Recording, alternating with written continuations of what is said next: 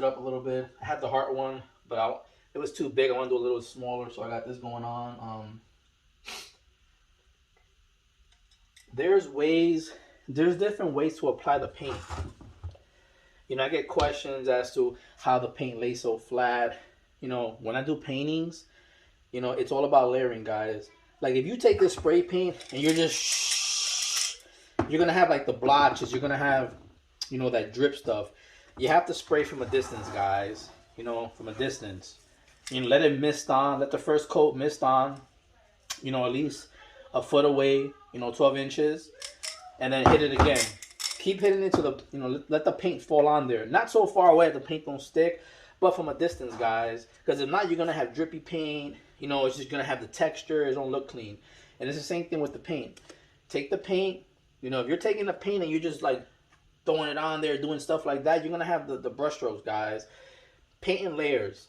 Let it dry. Get the, you know, heat gun. Let it dry by air. I usually let it dry by air because when I'm working on one painting, I'll jump onto another painting. So while this is drying, you know, I'll put it to the side and I'll work on something else. But for purposes of the video, most likely I'll make a video on how to apply paint, you know, acrylic paint.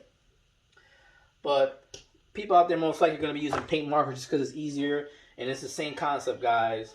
When you're applying paint, don't go on thick. Don't make a mess.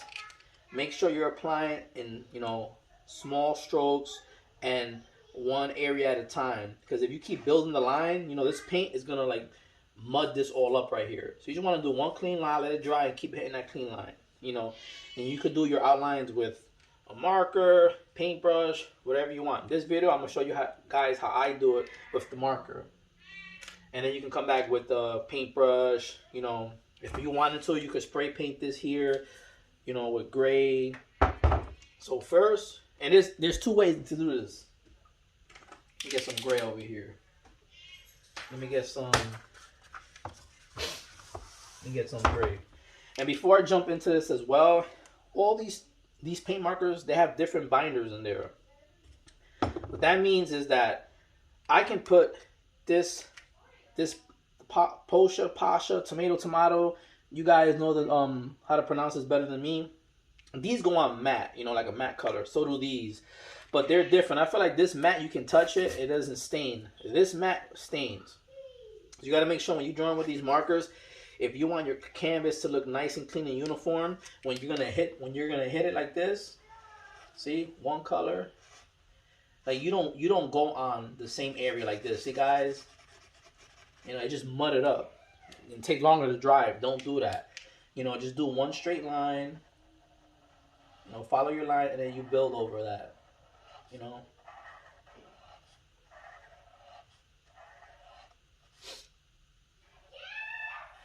You know, you do areas, you know. You want to hit the areas that have no color, guys. Because what happens is that you keep going over this and the yellow's going to come through. You got to let that dry for a second, you know. And I'll come over here and I'm going to put... You could turn the canvas. It's not cheating. I hear people say, oh, turning the canvas is cheating. No, it's not. Do whatever you want. It's your art, guys.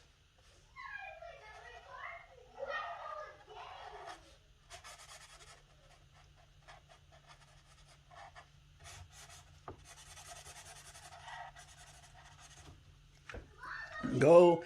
Got some pink action going on. And it's not going to look good, you know. A lot of people, I guess they assume that the canvas is done. No, you got to hit this. Once this dries, you got to come back and hit it like 3 times. I hit it 3 times. That's why my paint is so uniform and clean, guys. I let it dry and I come back and hit it.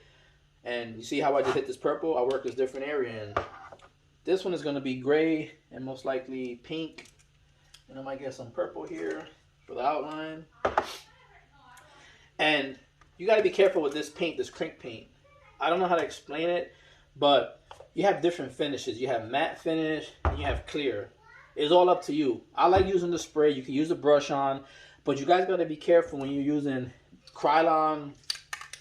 I think Montana makes a clear coat, but you got to be careful taking this clear and spraying this, because a lot of times when you spray clear coat from Krylon with this paint, it chews it up. Most likely, like if I were to paint this right here and I use this clear, like it cracks the paint. You know, it's the chemical inside the Krylon paint. So you got to be careful. And same thing goes with the crink marker. If this, you see this pink right here, it's not as opaque right now. I got to put a few more layers down. But if you use this crink marker right now, this pink looks like this. You know, it has like, see if I can focus in here.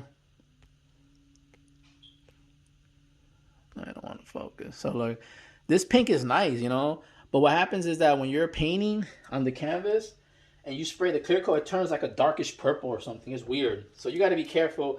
You know, make sure you test your paint out before you start spraying clear coats. Because I've seen people, you know, customize these figures. These are Kiroba Dunnies 3-inch guys. I customize these as well with my designs.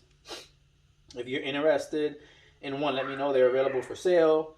These are the ones that I have on display. These are samples. I can recreate these. Same design, same layout. Super detailed. So, check this out. So, yeah, I got that background noise. My daughter's doing her homeschooling. But, yeah. So, I've had people paint those, and then they spray the clear coat, and then the thing just melts. It falls apart, and it's because of the different binders in each of these things, you know? Because these paints are not made to be sprayed with clear coat, I guess. A clear glaze or a matte finish, even brush on, it affects it. So if you're going to do that, you have to be careful. There's different techniques and ways for you to use these markers and use these products, and I can show you at the end of the video how I do it. But you also have to know your product, guys. Know the product, know your materials, because a lot of times these markers and using spray paint, they do not blend.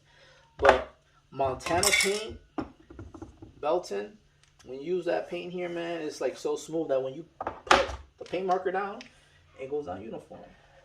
Let me color this up a little bit, and then we're gonna speed it up.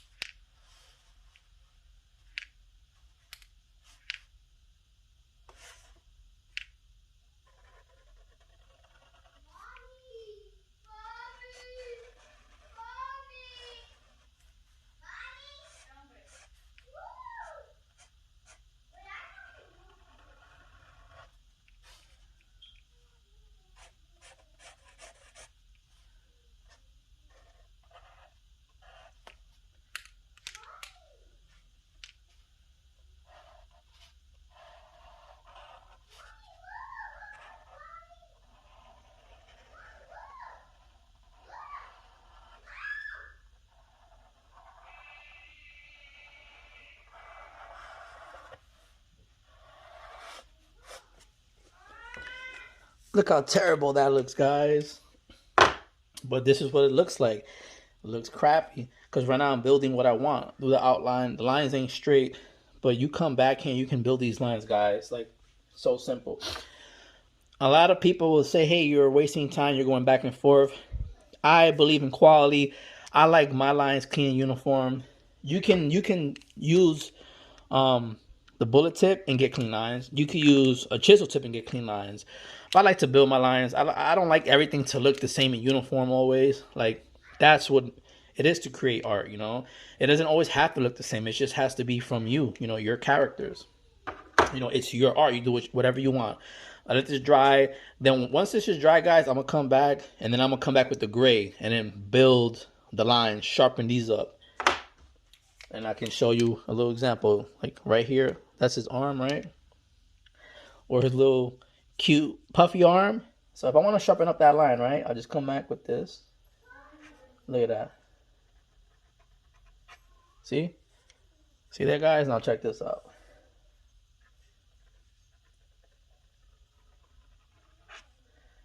Just color it in. Fix this line up, sharpen it up. Look at that.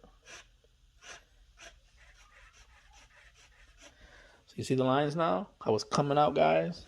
Come over here. Sharpen that up. This area is not dry yet, so I'm just gonna go over it. See how right now I have the colors mixing, some of the black. For some reason, like that's what I'm trying to tell you guys out there. And when you use these paint markers, this is the Multilo, right? Multilo. I don't even know how to pronounce these guys. Bear with me. I just buy them. You got what a Multilo Belton, but yeah. So it's gonna bleed the markers, guys. So if I were to take this matte finish and spray it, probably like I'm gonna get to that, guys. I'll show you guys how to get to that. So right now the colors are mixed right here, right? See? Not a big deal. You just want to get as much gray in there and pack it in. Make sure there's no yellow showing through the background. Nice deep color. And then when it dries, see, you just come back here. Let that dry a little bit more. But you see, if you keep building it and you get all muddy, the underneath color comes through, right? So just build it, guys. Keep building it.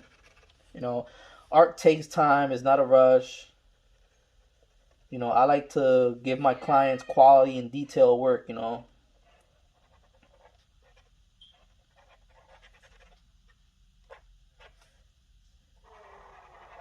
Some people, they'll paint and then, okay, I'm done. Not me, man. I keep going till the colors are correct, opaque. So here I got a little, not a big deal. Just come over here, spray paint that. Come here later. You take like a little piece of paper, and go right there, brand new. Not a big deal. And if you're painting, it's the same thing. You come back with your color, get some neon paint, and neon it up, guys. So what I'm gonna do now, I'm gonna stop this because it's gonna take time to dry. I'm gonna just do a video of it drying the layers, and I'll show you guys the next stage.